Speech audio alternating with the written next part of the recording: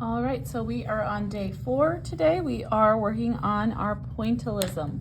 So with this technique, once you've watched the video, you'll have a little better understanding of pointillism, but pointillism is simply using points to create value or shadow. Here's an example of a pointillism project that we made in high school. With pointillism, our goal is to use dots to create the shadows. Higher consistency or concentration of dots means darker values.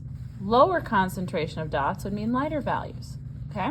You can also use the dots, as you see here, in a directional manner to create line or detail. So for this part of your cubism collage, you want to pick an area that you are going to use pointillism to create highlights and shadows. I suggest you use a small section of your cubism collage because, as you can see, the dots are quite time consuming, but it's very interesting to see the final result. So what I'm going to do is I'm going to pick this small triangular space. If you want to add a space, because all of your spaces are really big, you can certainly do that. You can have 8 or more spaces, so if you want to add a space, that's fine. You'll just have some more spaces you'll have to fill in at the end here. Okay, so I'm going to choose this little space where I have this nice some of my peacock shape, but then I also have some background. So again, I'm going to continue to remember that I want my shape to maybe be a different value or different than the background, so I don't lose my shape as I go through here. So what I am going to do is I am going to make the outer edges of the shape that I have chosen my darkest value with the pointillism, so that way they pop forward. Okay. So first thing I do is I kind of give myself a guideline of where I am going to place the dots. I can do that by either just starting with the darkest value. So that's what I've done there. The other thing you could do, if you feel like you need a little more guidance, you can break your shape into where you're going to place your dots. So for example, maybe I'm going to put a line with pencil and say, okay, everything in this line is going to be my dark value. Everything within this line, I'm going to space the dots out more. Okay? And you can do that to give yourself a guide if you would like to. Otherwise, you can just kind of go with it. So my goal here is to make the dots so close together that they almost appear black or solid. So it is a dark value. So I know within this entire value shape I have drawn here, I'm going to have very dark consistency of dots. Within this shape, I'm going to spread them out a little bit more gradually. Still using dots, but just spacing them out. Okay. And maybe this part of the peacock I choose to leave with very little dots. So it's kind of white. So I'm going to kind of scatter the dots, disperse them. Okay. So I'm starting to build up that value. I'm using the Sharpie Ultra Fine Point. These are just on your daily supply shelves. So you could also use anything else that has a fine point. I find that these are the easiest.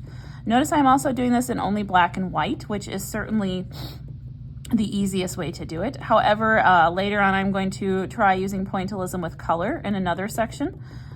Since you will have extra sections left after we go through all of the demos and techniques, you could certainly try that. It'd be the same idea where I'm trying to create higher or lower concentration of dots, except for I'm doing it with color.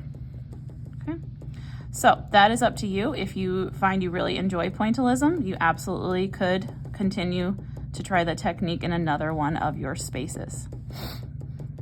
So now I'm just spending time back and forth, and I'm just trying to make the transition from the high concentration of dots to the low concentration of dots gradual so that it looks nice.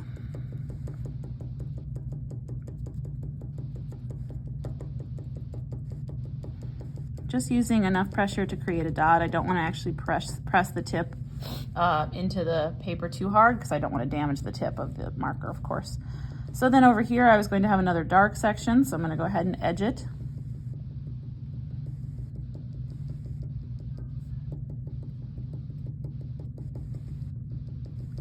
And then I'm going to go ahead and gradually fade out the dots. I won't be completing this entire triangle in this video because, as you can see, it's very time consuming, but certainly you can find my example if you want to see the completed version of this. So once now I've kind of defined the edge of my shape, I have my background to deal with. So I think what would make the most sense so I don't lose my shape of the peacock is I'm going to do the opposite. So in the corners of my shape, I'm gonna go dark, and then I'm gonna go light as I go towards the peacock. So that I still have that nice pointillism, but I still don't lose my edge of my shape, okay? And whatever you decide to do that, you know, is up to you, whatever you think is gonna look the best, most interesting. Another option I could have done is maybe I'm gonna leave the peacock just my black and white pointillism, and then I'm gonna use like blue, for example, in this background to make the dots so that she's in front of like a blue background, okay? That's up to you, or I could go ahead and just keep everything in black and white.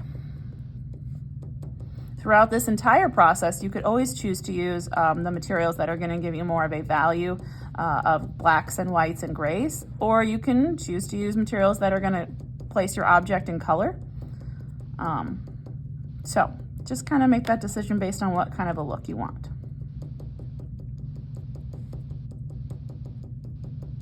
Okay, so you can see the pointillism is starting to build up there. Just going to show you that high school one again, so you can see that I'm not quite done here. I would spend more time, you know, getting like a nice gradation here in the background. I want to do a little bit more of a transition. If you look at the neck on the Spider-Man example here, nice transition from thicker to less consistency of the dots as it fades away from the neck to get that shadow. So, okay, thank you for listening.